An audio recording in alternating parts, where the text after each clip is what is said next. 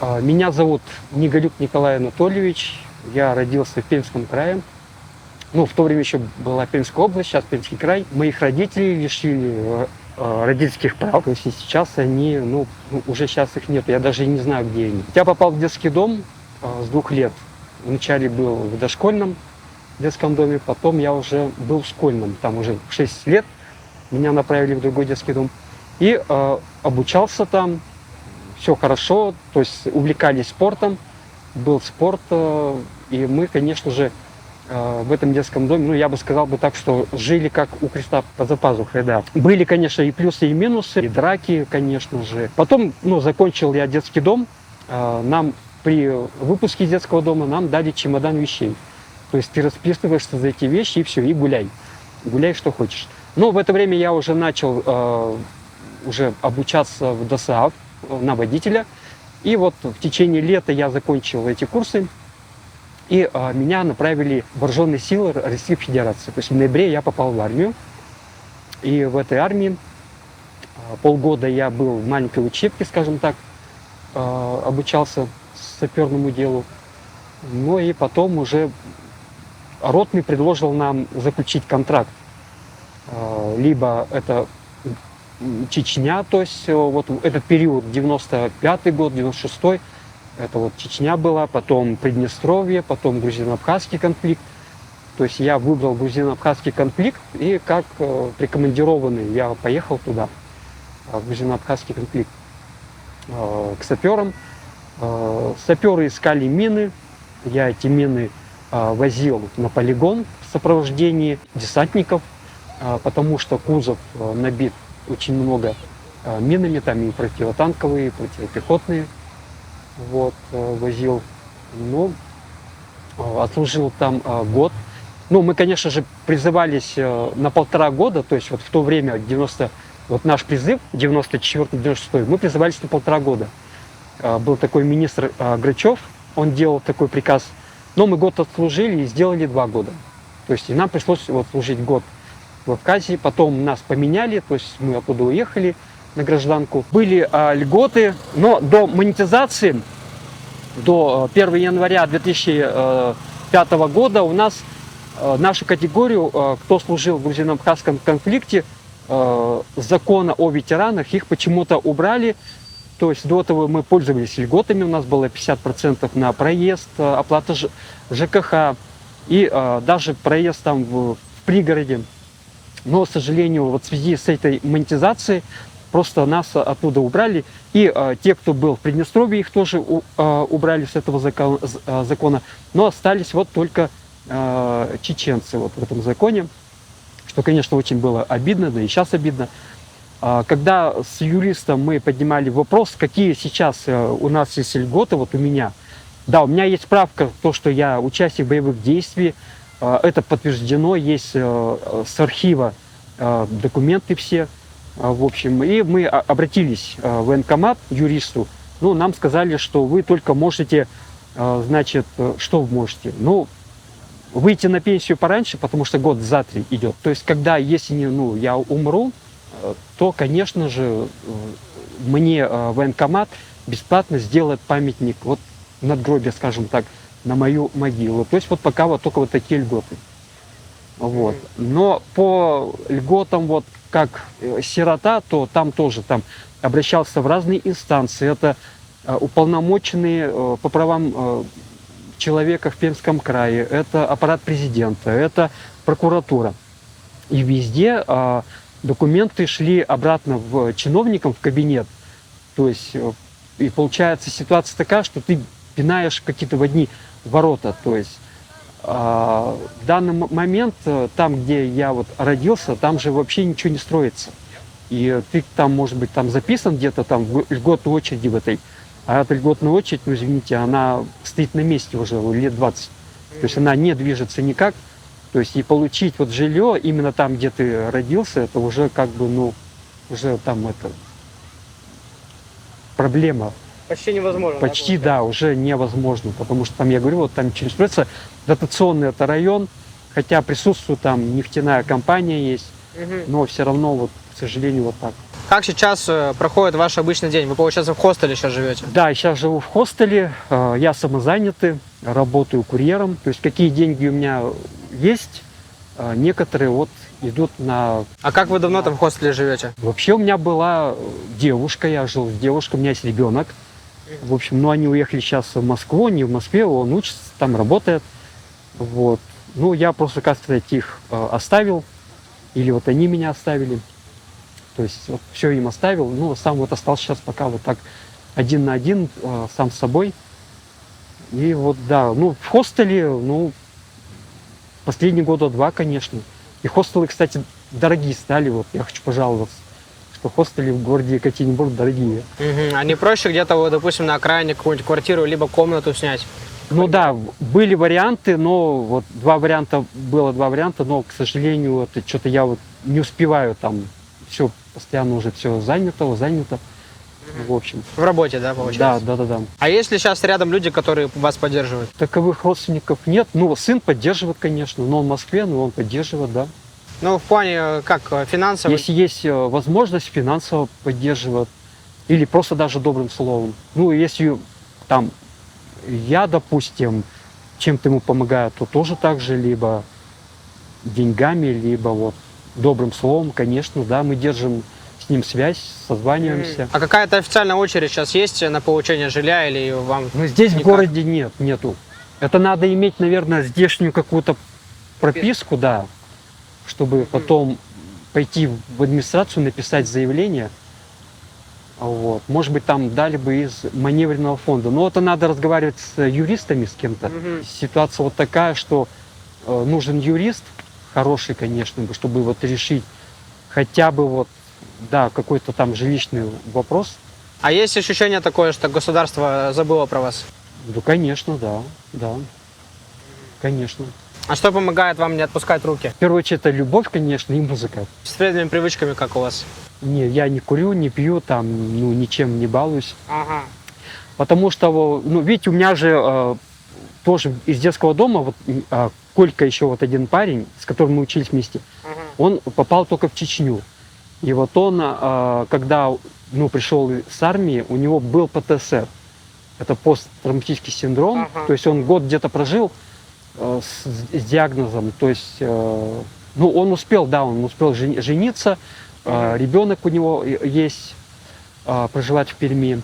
И вот на данный момент, конечно, ну, его уже нету, потому что он не вовремя получил психологическую поддержку от государства. Вот опять же, если мы вот говорим про СВОшников, которые вот многие сейчас там придут вот сюда на гражданку, то есть надо обязательно им проходить какую-то реабилитацию, либо психологическую, либо там санаторную там какую-то, потому что зачастую люди, которые там побывали, они приходят с ПТСР, то есть и, конечно, государство им должно помочь там медикаментами или как там, я не знаю, то есть вот тоже, чтобы вот обратили вот на это внимание. Это как у афганцев в центре такие есть, да? Да.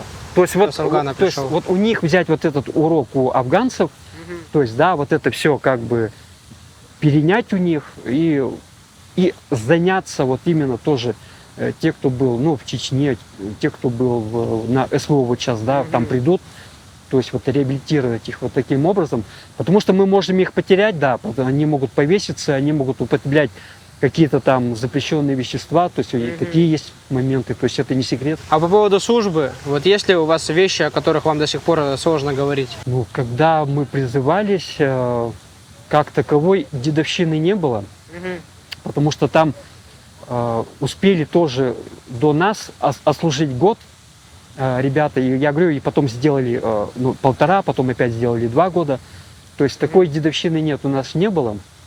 Но 90-е годы они были тяжелые, даже в армии.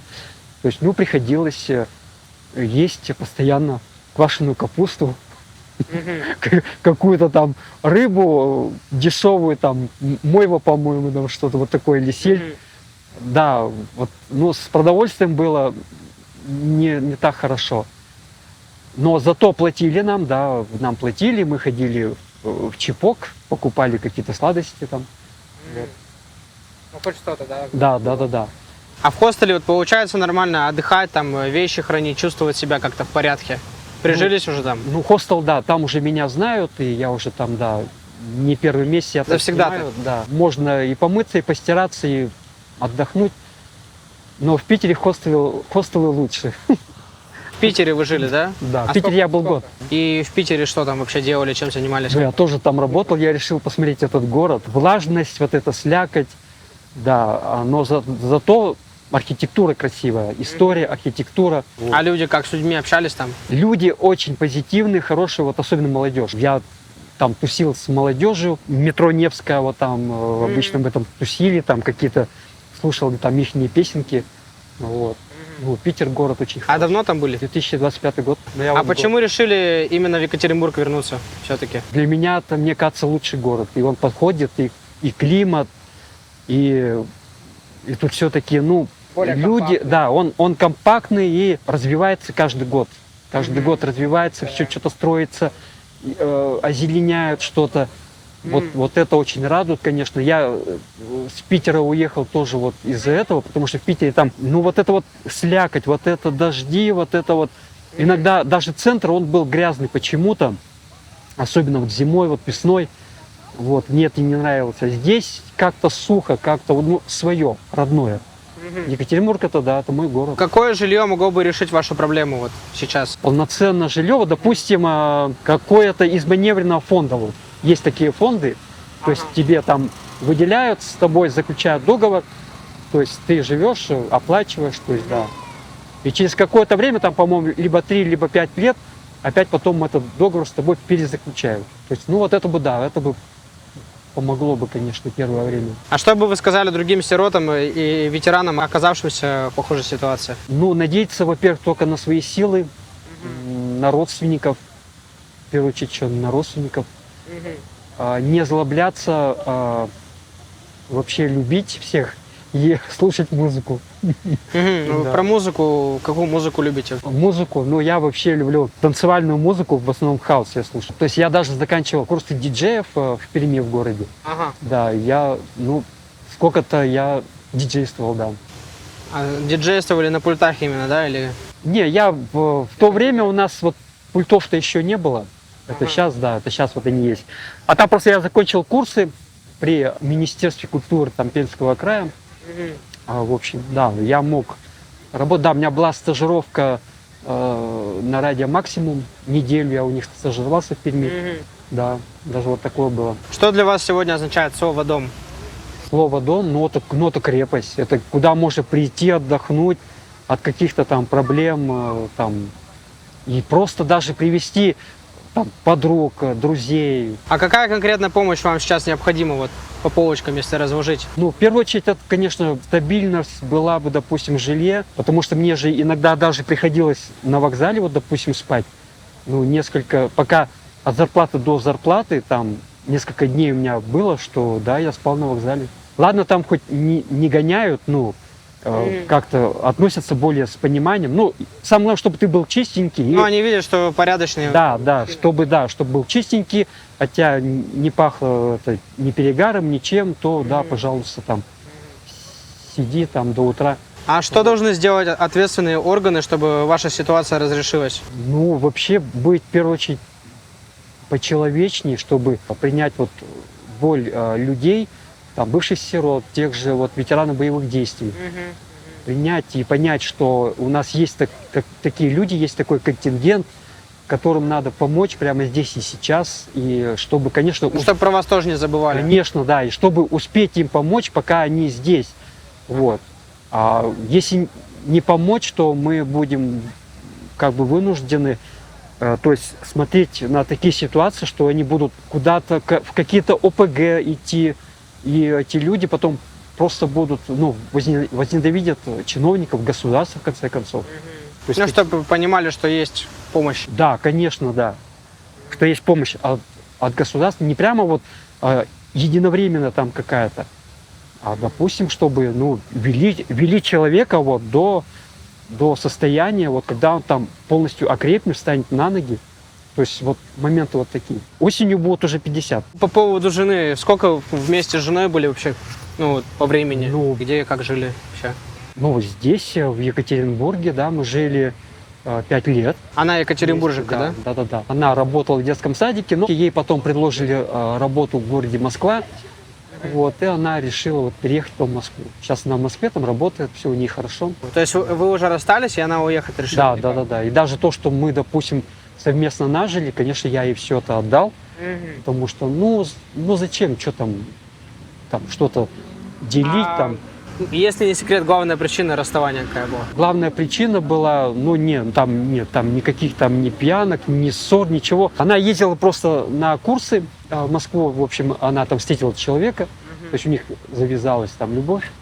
Ну, я не стал ее держать, отпустил, да. Ну, вы как это, спокойно отреагировали, да? Ну, или- да, спокойно. Ну, а потом после этого долго отходили? Отходил, да, но сейчас мы, как остались друзьями, мы переписываемся. Общий ребенок у нас есть, да, и мы... Ага. А с ребенком как-то видитесь, виделись? Да, дни рождения в мае, вот, ну или даже вот там Новый год, ну это редко, конечно, в Новый год, а так вот дни рождения, да. На горизонте имеется кто-то сейчас у вас в плане На женщины? горизонте кто-то сейчас, Вообще, как с отношениями у вас? Планируете ли долгосрочные? Может быть, снова Ну, брак или что-то вот еще такое? долгосрочных нет, наверное, пока нет, не будет. Пока не устаканится, да? Да, да, да. Но вообще хотелось бы в идеале. Ну, конечно, да. То есть вот, чтобы, семья, была, конечно, чтоб жена там, допустим. Детей бы еще хотели бы? Ну, конечно, да. Допустим, сейчас какие-то там, может быть, сайты знакомств, общения, вот какая-то вот коммуникация. Я там не лажу, не. Не ваша тема. А Не, пробовали? не. Не пробовали. Нет, даже что-то я не пробовал. Нет. Ну, есть на работе вот парочку у нас, да, на работе. Вот женщины, с которыми я общаюсь, там, да, есть у нас. Ну, не знаю, может, там зайдет это как-нибудь подальше. Ну, да, буду надеяться, что, может быть, Какие-нибудь критерии, может, сформировались по поводу хорошей жены, там, как бы девушки? опыт показывает, это, конечно же, домохозяйка, конечно же, да. Вот. Ну, конечно же, чтобы она работала еще. Образование это ничего не значит особо там. То есть, и, конечно, чтобы она, не была, конечно же, стервой, наверное, так. Была более, Благосклонны. да, человечная такая, понимающая, любящая. Вот. Потому что многие сейчас женщины, к сожалению, они заводишь с ними разговор, а они уже все, они тебя там отталкивают, как бы. Они сразу хотят какую-то выгоду, да, поиметь? Да, или конечно, да. выуживают что-то, да? Да. А где вы вообще были, путешествовали? Вообще, если вот говорить про детский дом, он у нас был такой со спортивным уклоном. Летом это у нас легкая атлетика, зимой мы занимались лыжами. И когда мы занимали по краю, по области или даже по району какие-то призовые места, то нам отдел образования выделяли путевки для того, чтобы можно было поездить по России, посмотреть. Это был Санкт-Петербург, это была Москва, это Псков, Украина, Беларусь, озеро Байкал тоже, вот, пожалуйста. В Екатеринбург мы ездили вот там с Перми. У нас тут зимой обычно бывали в Сосновом Бору лыжные тренировки. Вот мы сюда ездили в Екатеринбург. Летом это, конечно, пионерские лагеря, то есть 3 смены обычно, либо 2 или 3. Но это с условием, что если ты хорошо проучился, то есть у тебя четверть хорошая, или даже у тебя какие-то спортивные были вот данные, какие-то призовые места ты если занял, то да. То ты мог там с группой уже вот выехать. И у каждого была мотивация, чтобы вот куда-то съездить. То есть даже вот такое, да, было. Интересно. Но там мы не курили, не пили, конечно же, потому что у нас Валерий Анатольевич, он обычно такой тренер был строгий. Он нас держал в узде, он за нами следил. То есть, да, вот даже было такое вот. То есть получается то, что вы не курите, не пьете сейчас, это заслуга детского дома? Вот. Да, я бы сказал, что да. Я вам могу сказать вот одну вещь, то есть вот мои одноклассники, те, кто были в детском доме, они некоторых уже нет в живых. То есть кто-то с трудностями с какими-то схлестнулся, да, вот опять же так же вот не получил жилье, там еще что-то. Некоторые, ну, спились, некоторые там наркоманили. То есть, То есть потому что жильем, получается, не только у вас проблемы, да, да, получается? конечно, да. И из-за того, что у них, на них, ну, так скажем, государство забило, и они из-за этого не справились, да, и под этой тяжестью начали какие-то начали тяжкие, что-то там употреблять. тяжкие истории.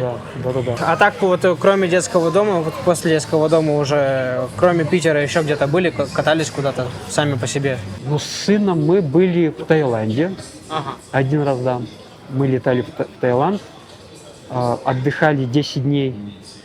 Вот. Это было в 2019 году, как раз перед коронавирусом. Вот я помню, вот мы слетали, да, успели. Вот. Но потом, да, сейчас как-то, ну, с этим уже туго, потому что, ну, сами видите, все, цены завышены везде, растут. В хостелах тоже цены подняли, зарплаты не растут, и вот сейчас приходится, да, как-то вот больше выживать. Ну, а вот детский дом вы вспоминаете как больше как, ну, с хорошей стороны? Ну, конечно, да, с хорошей, да. Потому что там да. и путешествовали, Да. То есть мы там были постоянно чем-то заняты. Либо там кружок, секция, либо просмотр каких-то фильмов. Было очень много кружков. У нас не только были лыжи, там легкая атлетика, еще и борьба, и бокс, еще ну, всякие кружки там, фотокружок, ну, все там было. То есть ты мог себя где-то занять, чтобы не шататься нигде там на улице. То есть, и мы сплавлялись каждый год, кстати, еще, да. По реке Чусовая мы сплавлялись летом. Это мы ездили на автобусе, вначале до Перми, брали там снаряжение в турфирме, и потом мы уже ехали на реку Чусовая, вот, и там мы уже сплавлялись по реке. Это тоже вот каждый год у нас такое было. То есть вот неделю мы сплавлялись.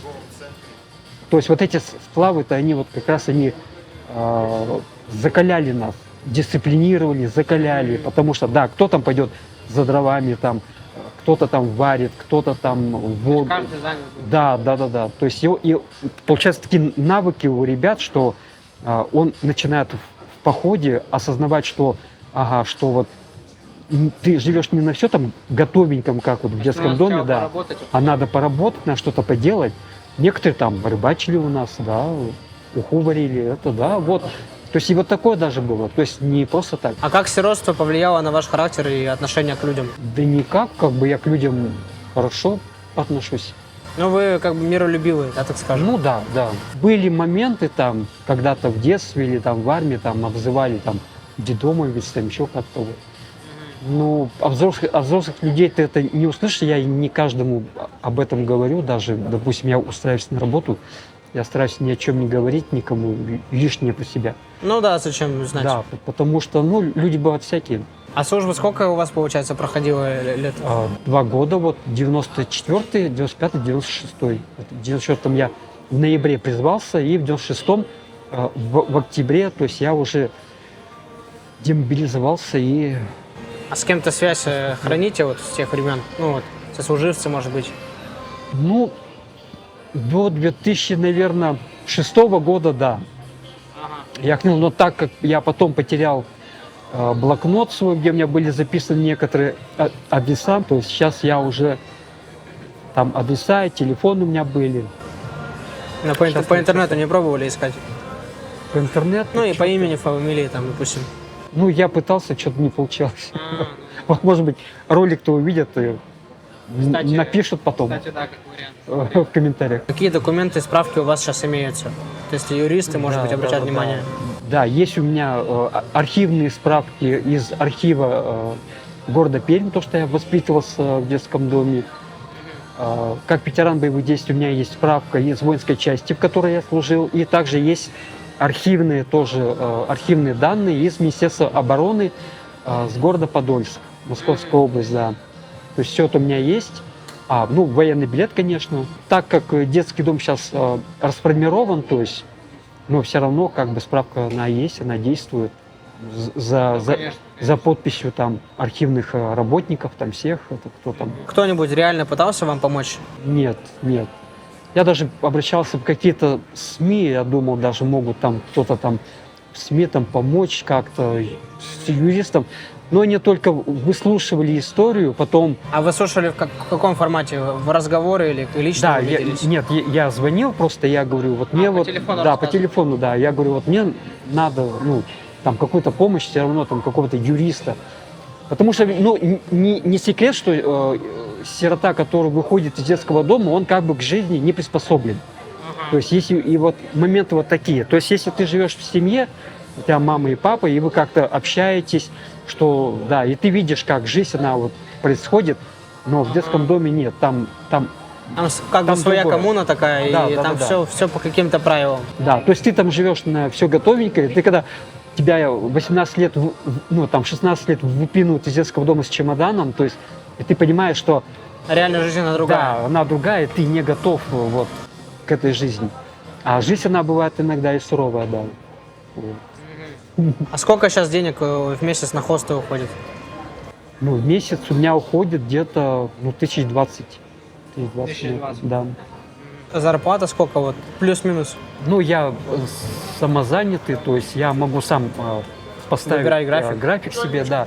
Ну, в среднем сколько? Ну, в среднем у меня выходит 80. 80-90. Я стараюсь, да. Нормально. Не чуть ли каждый день стараюсь работать, вот, чтобы вот, ну, жить хорошую жизнь, скажем так. А снимать квартиру, допустим, или комнату вы не хотите, или просто пока времени нету, это потому что вы ждете решения проблемы, хочется именно в своем жилье жить, или как? Нет, да я бы с удовольствием бы даже, и, допустим, и снял бы, да. Не, вот сейчас напишут в комментариях, допустим, как бы 80-90, можно же квартиру как бы снять, Да, комнату. да, конечно, да. У меня есть знакомая, которая мне дала вот номер телефона. Вот мне надо просто с ней созвониться, спросить, что да как. А на Авито вот на том же, там же тоже можно поискать. На Авито, да, тоже можно. Или там то, что залоги вот эти большие платить. Но там на Авито можно в фильтрах выбрать же этот, без залога, без комиссии и заехать так, на добром слове. Ну, я стараюсь как-то больше через знакомых там. Более проверено, да? такое? Более проверенный, да. А так почему остерегаетесь? Ну, там, да, ну, там и залоги, там могут быть и мошенники там какие-нибудь. То есть таких историй тоже много. Мгм. Да.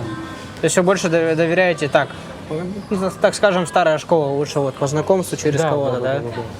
Мгм. А сейчас у вас регистрация там в Пермском? Нет, у меня сейчас регистрация временная здесь, в городе Екатеринбург, да. То есть она мне дается на полгода, я ее продлеваю, то есть вот у меня сейчас она закончится где-то перед Новым годом, то есть вот, то есть и все, я потом после Нового года, после праздников я опять иду и делаю регистрацию опять временную, то есть так можно, да. Вот. Потом обращался я еще в какие-то органы, у нас тут есть в городе тоже общественные организации там ветеранов войны, там труда, то есть тоже непонятные организации, то есть что вот они хотят, что вот тоже, ну, к сожалению, я вот от них тоже никакой помощи не получил, хотя я и обращался, вот находится вот прямо здесь, на 8 марта улица, вот, тут прямо рядом есть. То есть, ну, к сожалению, вот мы не нашли этот общий язык. А как зрители могут вам помочь безопасно и реально? Ой, да просто даже если доброе слово напишут в комментариях, это уже хорошо. Допустим, если вот кто-то у нас, если вот в городе Екатеринбург, какой-нибудь юрист, вот, да, юрист вот мне нужен. Это стопудово, вот, да, мне нужен юрист. Если кто-то, ну, сможет там помочь с жильем, там, ну, снять у кого-то там временно, то тоже это будет большой плюс, да. То есть я чистоплотный человек, и меня... Я... Нет. Ну, люблю хаос-музыку, но я слушаю в наушниках. А что вы снимали? Вот стабилизатор, говорили, у вас Я есть? снимал какие-то свои ролики такие, просто какой-то видеосюжет, и там наложена была просто какая-то музыка. Вот. Больше я снимал, ну, я любитель, скажем так, православия. Тут у нас есть Новотихвинский женский монастырь. Вот я у них там снимал, у них очень красивый такой сад. Живописно, Да, живописный. Вот я у них там ролик один какой-то снимал. Потом ездил в Новоуральский округ, вот там я еще снимал тоже. Там я снимал это. Источник там я снимал. А так еще вот какие-то хобби, увлечения, может, есть? я недаром вот сказал, что если человеку плохо, то его вот две вещи спасает, вот любовь и музыка. Вот музыка вот точно вот стопудово, потому что когда ты слушаешь музыку, ты просто как-то от проблем отходишь. Музыка, она помогает. Да, и чтение, вот еще чтение. Раньше я читал, такие около религиозные вот такие вот книги, это Псалтирь, Библия, там что-то вот. Ну, вы вообще верующий, да, человек? Да, верующий. То есть вы как в церковь ходите или как просто для себя? Да, я хожу в церковь, и у меня есть друзья, которые тоже верующие. Вот. Тут вот, в основном я хожу это в женский монастырь, вот тут вот в Новотихвинске, потому что там очень красиво, там прямо у них ландшафтный вот этот весь дизайн, там эти вот растения, все вот это, оно, красиво. Местные люди знают, кто там был, они знают, видели, они тоже подтвердят. То есть вы как часто в церковь вообще ходите? Раньше раз в неделю я ходил, а сейчас это, где-то раз в месяц, стабильно там раз в месяц. Если, допустим, видео увидит какая-то женщина из Екатеринбурга, к примеру, и вы там ей понравитесь, к примеру, она может как-то с вами связаться? Да, может, конечно. Ага. То есть вы открыты к знакомствам, да, сейчас? Да. Как с питанием у вас, как вообще питаетесь? Питаюсь, вот сейчас, вот сегодня 11 число, закончился пост Петровский. Обычно в пост мясо и молочные продукты не едят. Вот. А сейчас пост закончился, сейчас можно мясо, можно молочку есть. То есть вы поститесь, да? Да, потому что для того, чтобы там сходить на исповедь, это надо поститься перед исповедью, перед причастием. Вот, и, надо соблюдать какие-то каноны, какие-то рамки. Сейчас-то у вас, допустим, рацион какой? Завтрак, обед, ужин? Или вы там один раз в день кушаете, 2-3? Что едите обычно? Как там вообще в хостеле вот с этим? Варите, либо покупаете готовое? Всегда я в хостеле сам варю, потому что у нас есть плита там. У нас есть холодильник. Плитка, да? Да, то есть я покупаю какие-то крупы, там что-то, какие-то овощи и вот варю себе. Но иногда я работаю курьером, и иногда у нас остаются какие-то готовые продукты, вот те же салаты, да, могут просто их нам отдать, допустим, за полцены. Мы покупаем за полцены, да, нам отдают, то есть то, что не успели, и подходит срок годности, не успели уже продать, то есть нам отдают и все. То есть у нас есть на работе кофемашина, то есть ты можешь прийти, спокойно кофе попить, то есть, да, кофе, пожалуйста. В хостеле, да, приходится самому варить, если выходной день, то, да, варишь, или покупаешь там какие-то пельмешки, там что-то. Я люблю вообще варить борщ. Борщ? Люблю борщ варить, да, у меня сын вырос на борще, он любитель борща, да, и любитель блинов. Люблю еще блины печь, так что... По поводу готовки еды, это в детдоме научили вас готовить или как? Нет, это я уже сам. В детдоме как-то учили этому? Или? Научил. В детском доме нет, там не было у нас были там труды, но готовка в основном была у девушек. У нас у мужчин это были труды, это была там мастерская, то есть ты там из черенка там что-то там делал, там вытачивал, какие-то там молотки, там ручки для топоров, там что-то вот такое. А так в Екатеринбурге где любите побывать?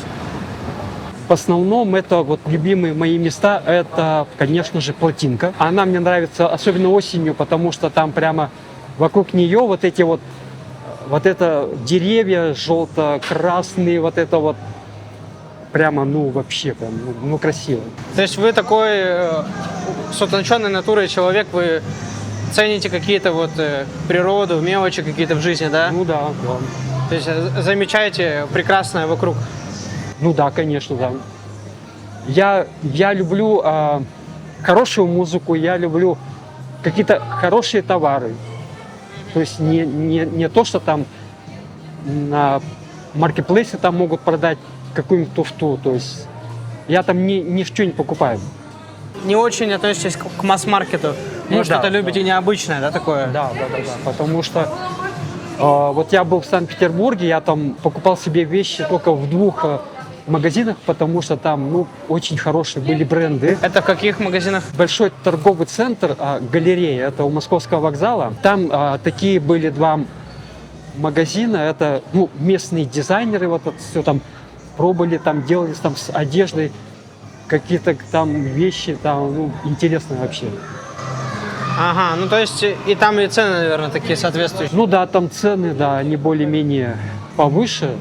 Ну то есть вы прям там одевались, покупали одежду там? Да, но зато вообще ведь в Питере вот это вот пятачок у галереи, там всегда там тусуются неформалы, там всегда вот тусуются вот эти люди какие-то около моды, какие-то модные, придут, показывают какие-то свои шмотки там, в чем он там пришел сегодня, как бы выгуливать шмотки свои.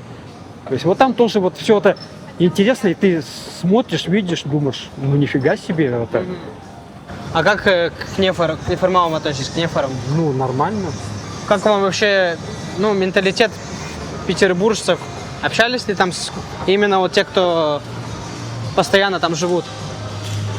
Ну, с местными жителями, да, с петербуржцами. да. Какие они вообще? Это люди более спокойные, никуда не торопятся. Очень эти люди любят шоперы, они ходят с шоперами там. Вот особенно местные, вот если видишь человека с шопером, то это местный, все. Или с зонтиком, да. Даже если солнце, а он с зонтиком, это уже все местный. С шопером, да. Вот. И они никуда не торопятся, они ходят спокойно. Они, да, если ты к ним обратишься с вопросом, там, вот тебе надо найти что-то там найти, они тебе ответят. Они даже загуглят карту, там все, вот тебе объяснят, как идти, как дойти. Потому что мы сами понимаем, когда приезжаем в Санкт-Петербург, то там вот эти улицы, они иногда некоторые несимметричны. То есть там можно где-то потеряться. А у них тоже есть вот это вот, в разброс идет вот эти вот наименования вот домов тоже, там, вот это вот цифры, вот это, да. Но и местные люди, они вот знают это все, они объясняют тихонечко, спокойно, как бы, да. Но они любят себя, конечно, да. Ну, как и мы, Ну, они наверное. любят самовыражаться, да, вот Самовыражаться, да. показывать себя. Да. Они очень любят, да, вот в хорошем смысле слова, фриковатость какую-то, вот они любят, вот что-то вот фриковатое такое. В меру, короче Да, говоря. в меру, да. Вот. Они могут так выглядеть, но они при этом интересные люди могут Да, быть. да. А как екатеринбуржцев бы вот, коренных охарактеризовали вообще в целом? Екатеринбуржцы, ну, это более такие закаленные характером, такие более стойкие. Вообще, жители Екатеринбурга это как черное-белое, как вот такие яркие личности. Они могут тебя и полюбить, а могут тебя и возненавидеть. То есть вот они вот у них вот такие вот, они иногда уходят в крайности, вот такого вот что-то есть. То есть они либо милые, либо закрытые такие, да? Либо вот. Но все равно Екатеринбург, он тоже удивляет тем, что здесь люди очень хорошо одеваются со вкусом. То есть даже нет такого, что прямо там какой-то перебор там в одежде, что-то нет. Нет такого. А вот прямо со вкусом, да. И чувствуется вот такой какой-то стиль, ну я бы сказал, стиль Урала, вот он именно вот здесь вот.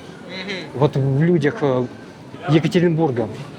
Это не где-то не в Перми, это не где-то там не в Челябе, нигде. Сразу понятно, что это Урал, Екатеринбург. Да. То есть человек из Екатеринбурга, да, вот по человеку.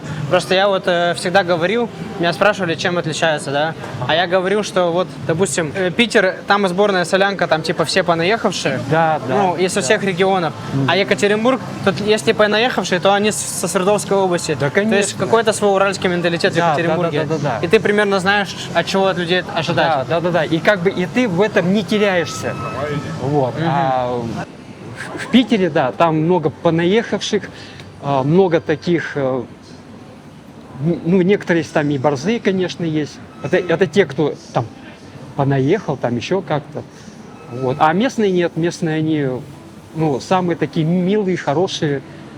С ними можно и посидеть, и поговорить.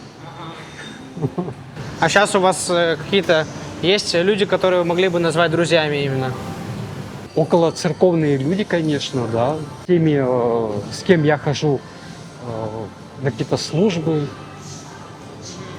То есть, ну, мне вот эти люди как бы, ну, Импонируют интересны, больше. да. Какие-то творческие люди какие-то, да, вот такие.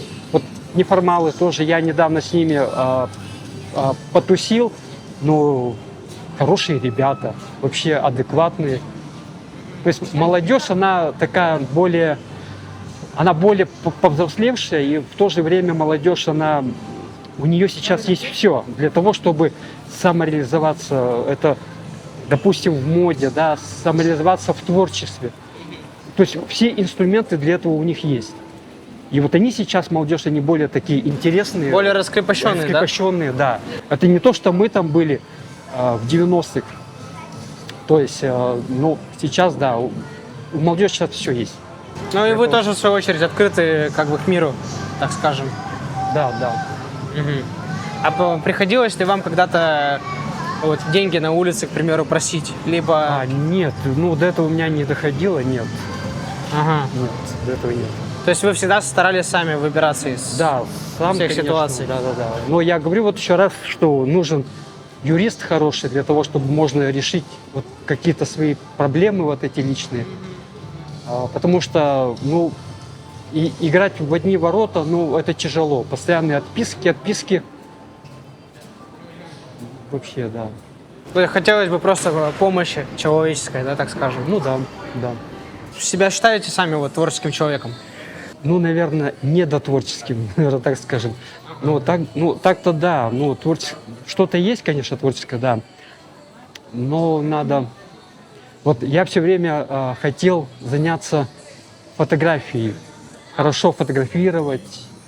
То есть вот хочу фотоаппарат какой-то там купить, и все, и заняться фотографией. То есть вот я думаю, что для меня вот это тоже будет такая отдушина от всего, от всех проблем от этих. А музыку, ну, диджейство у вас было... Ну да. Не хотели там как-то развивать эту еще жилку эту там? Как нас учили, я просто микшировал там один трек с другим треком, чтобы как бы все это ровненько совпало, там бит в бит, это сам все такое. Вот. Ну и, конечно же, обучали еще, то есть, что диджей должен там говорить, когда у него там тематическая дискотека, не тематическая, рядовая, простая, там вот, ну, такие вот нюансы все. Вот. А потом еще и вот неделя работы на Радио Максимум тоже вот в Перми тоже там, ну, это было вообще супер. Это было То есть для классно. вас это был колоссальный такой опыт, необычный, Ну, опыт, да? То, что очень на радио. хороший вот, опыт, да, потому что меня еще поставили в утреннее шоу, то есть там надо было тоже там общаться со слушателями, они звонили, то есть ты должен им задавать вопросы там какие-то там, вот. А каждый день у нас было что-то такое интересное, ну, какой-то интересный вопрос какой-то, да, вот на повестке дня. Ну, допустим, должен ли холостой мужчина раз в неделю менять постельное? Что-то вот такое вот было у нас. Да, и вот каждое утро у нас были, ну, такие темы всякие интересные. Вот. Как у вас отношение к тому, что сейчас вот девушки, да, современные, вот молодые девушки, да, они, к примеру, там насмотрелись ТикТок, еще что-то такое, и у них завышенные требования. И, ну, то есть она может там сидеть где-нибудь, ну, даже не в городе, в деревне, там, допустим, но у нее требования, как у московской чики, там, с Патриков. Ну, я скажу это одним словом, это понты, конечно, все у этих девушек молодых. То есть, ну, она просто, в итоге она просто останется одна просто и все. Она уйдет в карьеру, допустим, вот.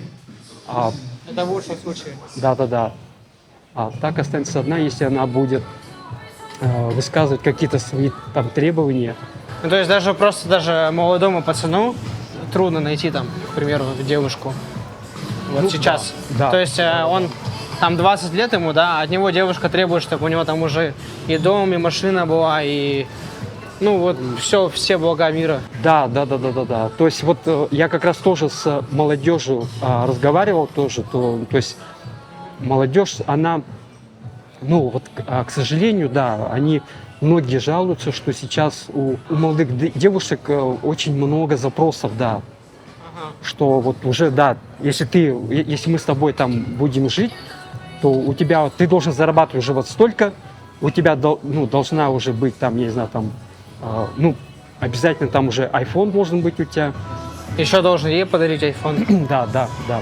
Но это ведет только все в тупик, а я думаю, как, вы должны все это вместе заработать, потом, кровью, все совместно, а не вот так вот, вот ты мне должен, вот ты вот мы живем вместе, ты мне должен, Нет, ну, сейчас такого, мне кажется, нет.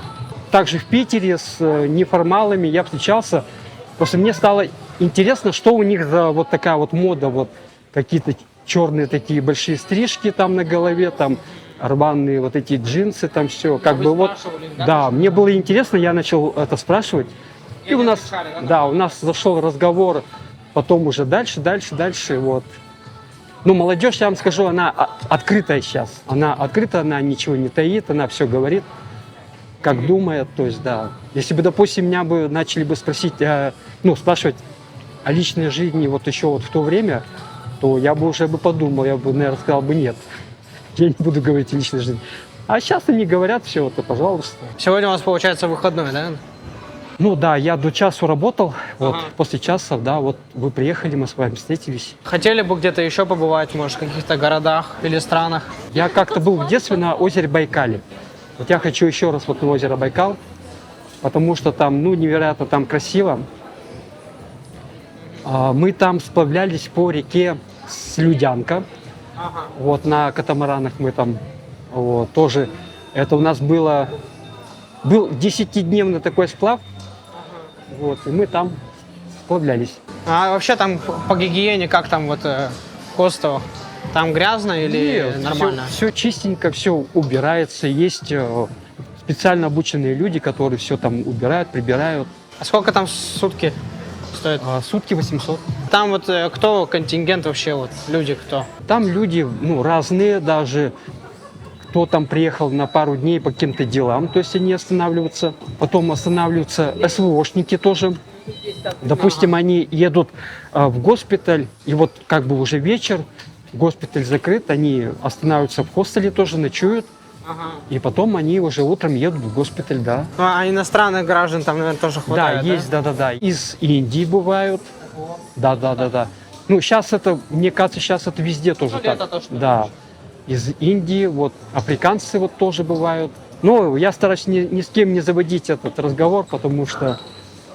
то есть там вы особо ни с кем не общаетесь? Ну да, потому что вот опять надо к человеку привыкать, потом он уезжает, надо вот опять как бы, да, Ну, то есть привыкать. вы сильно привязываетесь к людям, правильно? Ну, конечно, да. А там нет постояльцев, типа у вас, вроде постояльцев вас? нет. Вот одна женщина, вот, и только вот я, да. Ну, у них, кстати, есть холодильник, где они сами варят пельмени, потом раскладывают в контейнер и потом нам продают.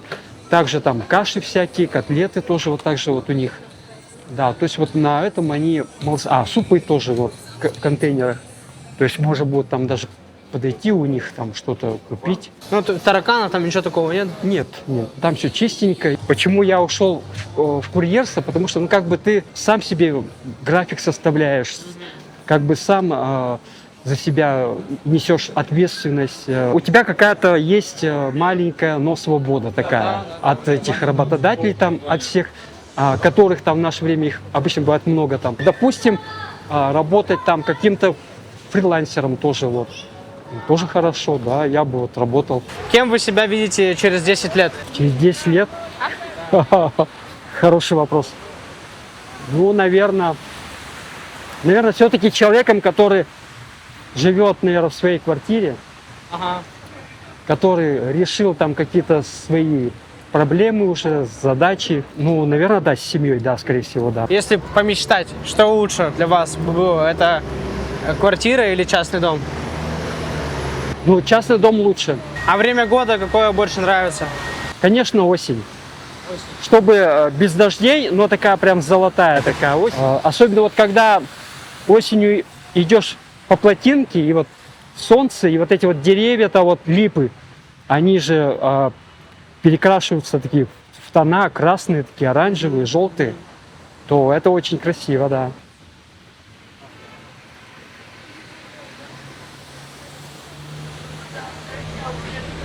что пожелаете зрителям? Самое главное не унывать, а любить, быть любимыми. Ну и я думаю, что екатеринбуржцы особенно этого хотят, мирное небо, без всяких этих войн, без детских домов, чтобы вот было все вот так. А ребятам вот, ну, к примеру, вот человек вышел из детдома, да, и чтобы вы ему, не знаю, не пожелали, напутствие какое вы дали ему, к примеру. Ну, он идет во взрослую жизнь, ему надо, чтобы у него, конечно же, была какая-то опора, чтобы кто-то ему дал руку помощи на первое время. Не навсегда там, конечно, вот на первое время. Чтобы ему, конечно, объяснили юридически, какие у него есть права, на что он может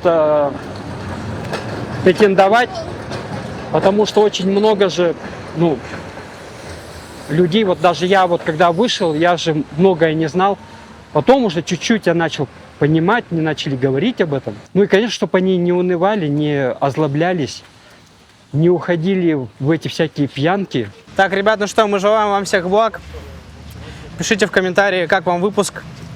Если хотите, можем снять либо продолжение, либо сделать прямой эфир с Николаем. Очень интересный человек с очень необычной судьбой.